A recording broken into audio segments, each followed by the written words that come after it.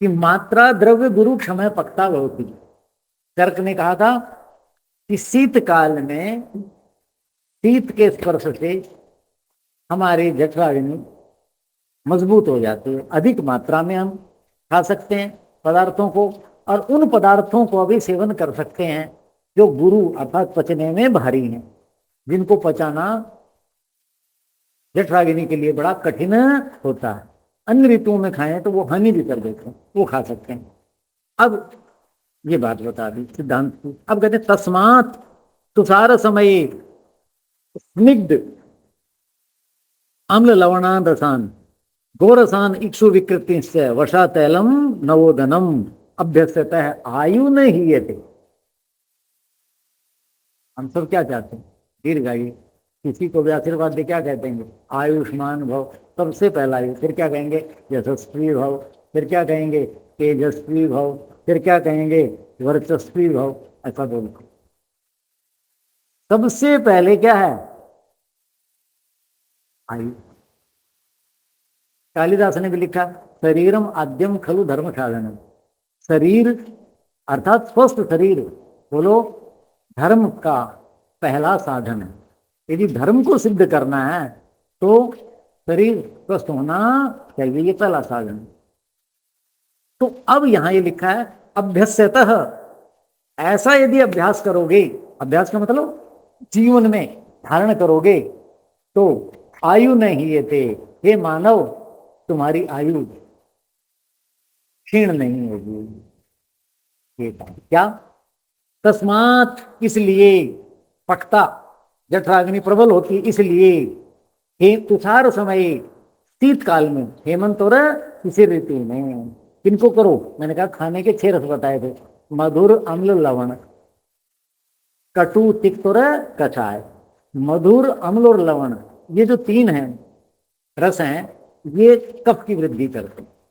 और तिक्त नीम, कटु मिर्च और कषाय कषैला जिसे आप कहते हैं, ठीक है जी। जैसे जामुन है, अमरूद का कच्चा पत्ता है जी। जैसे जितनी भी कसेली चीजें, मुंह में रुक्ष था, वो कफ को कम करती हैं और ये कफ को बढ़ाती हैं। कौन सी? मधुर अम्ल और लवण। तो तस्मात इसलिए कफवर्धक चीजें खाइए। क्यों? ये जठराग्नि इनको पचा लेगी, जठराग्नि का भोजन बन जाएंगे ये, तो शरीर को पुष्ट करेंगे, क्योंकि कफ बनेगा, रस रक्त आदि धातु में खूब इनकी वृद्धि होगी। कफ का मतलब शरीर की वो धातु जो हमारा पोषण करती है, जो हमें पुष्ट करती है, मांसल करती है, सारी धातुएं जिससे भरी पूरी रहती है। इसलिए इनका सेवन करो। क्या क्या जी, जरा नाम तो बता दो। कहते हैं गो इक्षुरस, गोरस और इक्षुरस मुख्य रूप से, ये ध्यान रखना। इस ऋतु में खाते हैं कि नहीं खाते? अब हरियाणा के लोग, पंजाब के लोग, पश्चिम उत्तर प्रदेश जहाँ ज्यादा होते हैं, क्या खाते हैं इस ऋतु में? खूब घी दूध खाते हैं और खूब मीठी चीजें खाते हैं। मिठाइयाँ नहीं बनाते? मिठाई मतलब गोंद के लड्डू बना रहे हैं, बादाम बादाम पाक बना रहे हैं, पिन्नियाँ बना रहे हैं, तरह तरह की बना रहे हैं। तिल है तो तिल में तिल के लड्डू बना रहे हैं, उसमें मीठा डाल रहे हैं, यानी मीठा खूब होगा। तो गोरस दूध और दूध से बना रहे। गोरस समझ गए? दूध का नाम गोरस, गाय का रस दूध के लिए है। तो गोरस विकृति से, गाय का दूध, और दूध विकृति का मतलब उसकी अगली अवस्था, जैसे दही, जैसे लस्सी, जैसे पनीर, जैसे घी, जितने भी, जैसे दूध गाजर में डाल दी तो गाजर पाक, आगे चर्चा करेंगे उसके गुणधर्मों की, वहाँ रसायन कल्प तो अलग फिर बताऊंगा। तो गोरस समझ गए? गाय के दूध और दूध से बने पदार्थ इस ऋतु में खूब खाएं। और क्या करा? इक्षु, ईख समझ गए? तो खूब गन्ना चूपो, गन्ने का रस पियो। मैंने लोगों को जून में गन्ने का रस पीते देखा, जुलाई में पीते देखा। ऐसा बावड़ा संसार है, बताओ। आयुर्वेद का ज्ञान ही नहीं उनको। अरे गन्ना इस ऋतु में ही होता है, ये मार्च तक रहेगा, बस प्रकृति ने जो दिया उसी में पियो। उसमें विकार, फिर हृदय स्थूल होती है, तंगियां होती हैं, फिर चलो इस ऋतु में बताएंगे। तो वो उस समय नहीं, यानी इस ऋतु में ताजा कोल्हू से ताजा गन्ना और उसका रस पिए, जो पी सकते हैं। अब जिनको नहीं है तो उनको हम क्या करें। और विकृति से, जैसे दूध की विकृतियां, ऐसे ही गन्ने के विकृतियां क्या है, गन्ना, गन्ने का रस उसकी विकृति है। विकृति का मतलब विकार नहीं है, विशिष्टाकृति, यानी उसके बाद उससे और क्या क्या हुआ, इस अर्थ में प्रयोग किया आचार्य। गुड़, शक्कर, गुड़ जैसी बिखरी बिखरी की नहीं होती, दलियां होती हैं गुड़ जैसे रंग की, खांड, ये गुड़ के बने पदार्थ। अब देखो मूंगफली है, उसके साथ गुड़ खाएंगे, तिल के साथ गुड़ खाएंगे, चौलाई के साथ गुड़ खाएंगे, लड्डू नहीं बने हुए होते सारे। पहले ही समाज में चीजें लागू हैं, क्यों कि भारतीय समाज अपने आचार्यों के आदेश का पालन करता था। जन्म में खूब प्रचार है। तो आचार्य कहते हैं कि भाई इस ऋतु में जठराग्नि मजबूत है, इसलिए क्या करो, दूध और दूध से बने पदार्थ, गन्ना और गन्ने से बने पदार्थ, इनका खूब सेवन करो, आपका शरीर खूब बलवान हो जाएगा। आने वाले 10 महीने खूब काम करेगा। आने वाली 5 ऋतुओं में, 5 तो क्या, आप जो है 3.5 लगा लो, फिर तो इसी के साथ ही उन ऋतुओं में खूब काम करेगा। कहते हैं एवं अभ्यस्यता है ऐसा। और क्या कहा, वसा, अब जिनको दूध भी नहीं मिलता पशुपालन का, तो वो लोग मांस आदि खाते हैं, तो उसमें वसा चर्बी वगैरह होती है, तो उनके लिए कहा है, मांसाहारी उनके लिए। तैलम, और तेल, तेल में भी स्नेह होता है, जैसे तिल का तेल है, तिल खाना है, जैसे मूंगफली गरीब की मेवा है ना, वही गरीब का बादाम क्या, मूंगफली, तो खूब पुष्टि देगा। बादाम क्या है, उसमें भी तेल है, अखरोट तेल है, चिलगोजा में तेल है, काजू में तेल है, अखरोट में, तो में तेल है। तो तैलम का मतलब जो भी, जिन्हें अंग्रेजी में नट्स कह देते हैं, जिनके अंदर तेल है वो सारे पदार्थ खाओ, और उनके तेल भी खाओ। इस ऋतु में सरसों का तेल नहीं खाएं, तिल का खाएं, क्योंकि तिल का तेल अधिक गर्म होता है और उसमें बहुत अधिक सामर्थ्य होती है। तिल का प्रसंग अभी आएगा तो उसमें बताएंगे बाद में।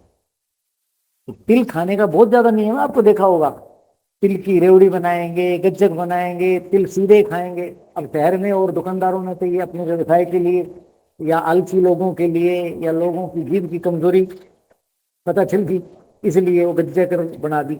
असली काम है तिल को सीधा चबाओ, और चबाने के बाद फिर तिल खा लो, ऊपर से 2 चम्मच या इतना गुड़ या इतना शक्कर या 2 चम्मच खांड ले लो। साथ खाएंगे तो क्या होगा, मुंह में जल्दी प्लेसमा होगा, और वो तिल चबा नहीं पाएंगे, सीधा अंदर चला जाएगा। अब पेट ने मुंह का काम तो करना नहीं, कि पेट मुंह का काम कर लेता है, बताओ,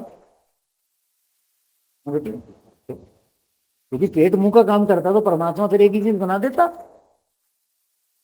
तो मुंह का काम मुंह से लेना है, पेट का काम पेट से लेना है।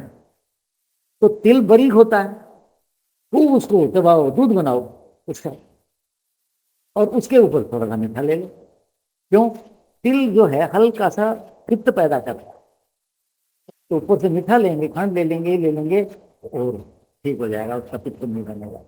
और तिल और गुड़ इतने पौष्टिक हैं, ये पुराने लोगों से पूछो, इसलिए इसका नियम है। मकर संक्रांति में तो देने का नियम है, बांटने का नियम है, धर्म है। क्यों कि भाई और लोग भी जो खरीद नहीं सकते वो भी खा लेंगे, वो भी स्वस्थ रह जाएंगे। जितने मनुष्य समाज में अधिक स्वस्थ होंगे उतने हम सुखी होंगे। मैं आज भी सवेरे योग की कक्षा में बता रहा था, मैंने कहा हम जो कार्य कर रहे हैं, हम जो स्वस्थ रहने के लिए योगासन चिंतन करते हैं, ये जीवन शैली, ये अपने लाभ के लिए तो कर रहे हैं, इसे परोपकार भी है। तो बोले आचार्य जी परोपकार कैसे, मगर परोपकार ये है कि हम बीमार नहीं होंगे तो समाज का लाभ नहीं है क्या इसमें। कोरोना में सब बीमार हुए, हॉस्पिटलों में जगह मिली। अभी डेंगू के समय जगह नहीं मिलती। इस बार तो कम है, नहीं तो जगह ही नहीं मिलती। तो बारी किसकी आएगी? समृद्धि की आएगी, गरीब की बारी तो नहीं आएगी। तो जो स्वस्थ रहता है वो अपना लाभ तो करता ही करता है, स्वजनों का लाभ तो करता ही करता है, अन्यों का, अपरिचितों का भी परोपकार करता है। तो ऐसे ही मकर संक्रांति आदि के जो लड्डू बांटते हैं, तिल बांटते हैं, तिल की खिचड़ी बनाते हैं, वो क्या है? इसलिए परोपकार है। जिनकी सामर्थ्य खरीदने की नहीं है वो खा लेंगे 1 2 दिन 5 दिन, और वो स्वस्थ रहेंगे। और स्वस्थ रहेंगे तो हम एक दूसरे से जुड़े हुए, कोई किसी सेवा में, कोई किसी सेवा में, और हम सुखी रहेंगे। तो इसलिए कहा तैलम, अर्थात तेल जिनमें है वो सारे चीजें नाम मैंने गिनाई दी, जो बच गए आप मान लीजिए। वशा तैलम, नव ओदनम। अब नई फसल आई है उत्तर भारत में, किसकी आई है? चावल की। नव ओदनम, तो नया चावल खाना है। अब जो चावल की खिचड़ी बनाते हैं ना, वो इस ऋतु में मूंग न डालें, जिनकी पाचन शक्ति अच्छी है, स्वस्थ है, अच्छी होगी स्वस्थ की, तो वो क्या करें? उसमें उड़द डालें और थोड़ा सा तिल डालें, और उसकी खिचड़ी बना के खाओ। जिनके पास घी नहीं है, मान लो घी है तो घी खाओ। तेल से घी उत्तम है, लेकिन सबके पास तो घी होता नहीं, सामर्थ्य नहीं है, तो वो तिल ले आए बाजार से, 200 रुपये, 250, 250 ऐसे होगा, और वो खाओ। घी वाले से आप ज्यादा शक्तिशाली हो जाए। तो नव ओदनम, नया चावल बनाओ। तो चावल में क्या करो? चावल तो शीतल होता है, जड़ता पैदा करेगा, उसमें आप उड़द डाल दो, उसमें आप तिल डाल दीजिए, और फिर उसको खिचड़ी खा के रात को देर हो जाओ। जबकि रात को चावल नहीं खाने चाहिए। क्यों? लंबी रातें हैं, शीतल रातें हैं, चावल ठंडा है, लघु क्षमता ज्यादा आएगी। लेकिन यदि आपने रात को भी उड़द डाल करके, तिल डाल के खिचड़ी खा ली, उड़द की और केवल चावल की खिचड़ी बना लो, और ऊपर से तिल का तेल डाल लो। तिल का तेल कभी शुद्ध खा के देखो।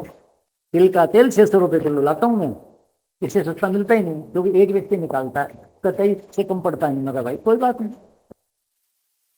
शुद्ध तो है। अब बाजार में 125 150 मिल जाएगा, तो तिल तेल हो सकता है क्या? तिल का भाव ही 250 है, कैसे मिल जाएगा? और उसमें से 350 ग्राम मुश्किल से निकलता है। उसका मेहनत भी है, मशीन भी है, बिजली कितनी। तो शुद्ध वो तेल ले आओ। घी तो अभी मैंने पता करवाया गांव में हमारे, तो बोले कि 1200 1100 रुपये। अब वो तो नहीं ले सकता भाई, आधे का ले लो। और जिसके पास तिल नहीं है, फिर वो सरसों का ले लो। लेकिन इस ऋतु में तो तिल ही खाना चाहिए। तेल सभी गर्म होते हैं, तिल केवल गर्मी के लिए नहीं खाते। तिल में कैल्शियम बहुत ज्यादा होता है, अनंत गुण है। सरसों की आहुति देते हैं क्या हवन में? हवन में तिल की आहुति का नियम, क्यों? तिल वेद्य है, पवित्र है, अनंत गुण है। सरसों के तेल के इसके लड्डू बनाते हैं क्या? सरसों खली के। अब तिल का तो कूट करके सीधे लड्डू बन जाएंगे, मावे में डाल देते हैं लोग, तो सब बनते हैं। ऐसा ध्यान रखना है। आगे क्या लिखता है, एक मैं सावधानी बता दूं, बेसन के लड्डू नहीं बनाने। कुछ लोग जिनको ज्ञान नहीं है, क्यों?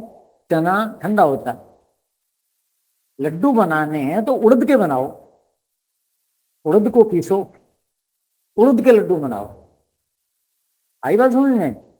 चना शीतल होता है, उड़द गर्म होता है, और बहुत पौष्टिक होता है, बहुत पौष्टिक होता है। चना रुक्ष होता है, और इस ऋतु में क्या है? रुक्षता पैदा होती है। हेमंत शीत रुक्षता पैदा कर, देखो त्वचा पे आप देखोगे, हाथ मारो सफेदी हो जाती है ना, पैर फटने लग जाते हैं, सिर में हो जाती है कि नहीं सफेदी सी, ये वो रुक्षता पैदा करती है। तो उड़द जो है वो रुक्षता पैदा नहीं करता, कफ की वृद्धि करता है। उड़द के बारे में क्या लिखा है संस्कृत में? उसको मांस कहते हैं। कफ पित्त करा माशा, मांस जो है, उड़द जो है, कफ और पित्त को पैदा करता है। और इस ऋतु में यही तो चाहिए कि खूब कफ बढ़ जाए ताकि शरीर पुष्ट हो जाए आने वाले ऋतुओं के लिए। और पित्त पैदा होगा तो क्या होगा? सर्दी है शरीर में गर्मी पैदा होगी। पित्त किसका नाम है? गर्मी का नाम है। तो उड़द की मात्रा खूब होनी, तो उड़द के लड्डू बनाओ, उसमें घी डालो, मीठा डालो और खाओ। ये जो बेसन के बना करके बट रहे हैं, दुकानों से लेके आ रहे हैं, ये नहीं करना चाहिए। हानि नहीं होगी, घी डल गया, मीठा डल गया, लेकिन जो लाभ तिल के लड्डू में है, जो लाभ उड़द के लड्डू में है, जो लाभ अलसी के लड्डू बनाए जाते हैं, अलसी में तेल होता है, गर्म होता है, जोड़ों के दर्दों के लिए, उसके लड्डू बनाओ, लेकिन बेसन के लड्डू से बचेंगे। अब हमारे यहाँ क्या करते हैं देखो, हरियाणा में हमारे यहाँ गोंद के लड्डू बनाए जाते हैं। गोंद लाएंगे, उसको घी में तल करके और उसमें आटा और खांड मिला करके आते, सवेरे एक गोंद का लड्डू इतना मोटा सा दे दिया, लगभग पाव भर का, 200 या पाव ग्राम का, 300 का भी हो सकता है, और एक गिलास दूध दे दिया, काम खत्म।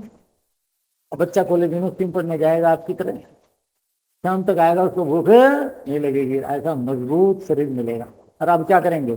नहीं रहने दो, कैंटीन में खा लेंगे। कैंटीन में क्या खाएंगे? समोसा, ब्रेड पकोड़ा। वो जो ब्रेड पकोड़ा समोसा जिसमें तला जा रहा है, कढ़ाइया देखी कभी? उसमें तेल देखा? उस तेल का नियम है, एक चाहे घी भी हो, एक तापमान है, उससे ऊपर करेंगे तो उसमें केमिकल रासायनिक क्रिया होती है और वो विषैला बन जाता है। और एक बार गर्म किया हुआ तेल दोबारा उपयोग नहीं करते, और वो तो उसमें पड़ा रहेगा, चलता रहेगा। इसी कारण आप देखो जवान बच्चे मर रहे हैं। अभी मेरे को चिकित्सक ने बताया कि डॉक्टर साहब, ये जो गरबा हुआ, डांडिया हुआ नवरात्रों में, तो उसमें इतनी जवान मौतें होगी, बच्चे कैसे मर गए? हृदय रोग। क्यों? मगर एक तो व्यायाम नहीं करते, इसलिए हृदय को अभ्यास नहीं है। जो व्यायाम करेगा, कठोर व्यायाम युवावस्था में जो होने चाहिए, तो हृदय व्यायाम में शक्ति खर्च होती है, कितनी रक्त की सप्लाई होती है, संचार होगा खूब, उसका अभ्यास नहीं हृदय को, तो वो करें। दूसरा, ये जो इतने तरह तरह के खाद्य पदार्थ खा रहे, उसके कारण विकृतियां आ रही, जल्द आ रही। तो जो मैं बात कहना चाह रहा था, गोंद के लड्डू बनाने, क्या बनाने हैं? गोंद के लड्डू बनाने। और व्यायाम करो, केवल ये नहीं कि बिना व्यायाम के, व्यायाम करो। विद्यार्थी, मैं कॉलेज में बच्चों को बताया करता था, उनका बेटे व्यायाम करना और पढ़ना ये आपका धर्म है। यदि आपने व्यायाम नहीं किया और यदि आप पढ़े नहीं तो पाप लगेगा। क्यों? ये जो आपको रोटी दे रहा है, वस्त्र, पढ़ाई का खर्चा, ये समाज दे रहा है, माँ बाप नहीं दे रहे। माँ बाप को जो वेतन मिल रहा है, जो भी उनकी आमदनी है, वो तो समाज पर आश्रित है। आप यदि व्यायाम नहीं करते, स्वस्थ शरीर नहीं होता, आप पढ़ते नहीं है, क्योंकि और कोई काम नहीं कराया जाता आपसे। तो शरीर को स्वस्थ रखने के लिए आने वाले तीनों आश्रमों में आपका शरीर स्वस्थ रहे, तो तुम ताकत इकट्ठी करो ना। खूब जिसके पास बैंक बैलेंस होगा, ब्याज में काम चल जाता है नुकसान। तो जो ब्रह्मचर्य आश्रम में खूब शक्ति सामर्थ्य इकट्ठी कर लेगा शरीर की, गृहस्थ, वानप्रस्थ और संन्यास, चारों आश्रमों में उसे काम चलता रहेगा। तो ये धर्म है। और समाज को स्वस्थ नागरिक चाहिए ना, फिर समाज रोटी दे रहा है, आपने रोटी खा ली और पढ़े और व्यायाम नहीं किया तो पाप लगेगा। तो जो गोंद का लड्डू खाए, दूध पिएगा, उसको ये पाप लगेगा यदि व्यायाम नहीं किया। व्यायाम करो, ऐसे मांगे शरीर, फिर देखो। तो ये खाना होता है उस ऋतु में। उसके बाद जिनकी सामर्थ्य है, खोआ बना लेते हैं, रबड़ी बना लेते हैं दूध की, पता है ना, गोरस विकृति से। आगे तेल बता, बादाम, अखरोट, सारा इनका आगे विस्तार से बताऊंगा इनका, ठीक है कि नहीं। प्रयास करें कि गन्ना चूसें यथासंभव, यथासंभव, क्योंकि गन्ना जो है वो ज्यादा लाभदायक है रस की अपेक्षा। आचार्य चरक लिखते हैं कि गन्ने का यदि रस आप लेंगे तो क्या होगा, गन्ने के ऊपर जो भी कुछ लगा हुआ है उसकी विकृति, गांठ उसकी विकृति, गन्ने के अंदर भी कई बार कीड़ा होता है, वो तो ध्यान देते नहीं, वो यदि घर का भी है, वो जो यंत्र है यंत्र की विकृति, जिस धातु की है, साफ सफाई। उसके बाद रस जितनी देर वायु के स्पर्श करेगा वहां से निकल करके आपके मुख के अंदर तक जाएगा, वायु में जितने जीवाणु धूल मिट्टी हो, और वायु के संपर्क से वो गरिष्ठ हो जाएगा, भारी हो जाएगा, हृदय शूल पैदा करेगा वो लिखते हैं। तो गन्ना यथासंभव से 2 पोरी लें, लेकिन आप कैसे लें? ताजा लें और वही खाएं। नहीं है तो भाई रस पी लो, नहीं है तो गुड़ खा लो, वो भी अच्छी चीज है। तो अब ये हमने विचार किया कि हमारी जो जठराग्नि है प्रबल हो जाती है, उसके अनुसार गोरस, इक्षुरस, वसा, चिकनाई, तेल, इनसे भरी पूरी चीजें खानी है। किसके अनुसार? जठराग्नि के अनुसार, ताकि वो खूब उसको पचाए और शरीर का अंग बना सके। ऐसा भोजन देना। अब अगले व्याख्यान में हम चर्चा करेंगे, इतनी प्रबल जो अग्नि हो गई, यदि इसको हल्का भोजन दे दिया, उपवास कर लिया, कुछ हो गया, तो ये हानि क्या है? इसके बारे में आयुर्वेद क्या कहता है कि हेमंत ऋतु, शिशिर ऋतु में अनुकूल भोजन न मिलने से क्या हानियां हो सकती हैं, उस पर चिंतन करेंगे।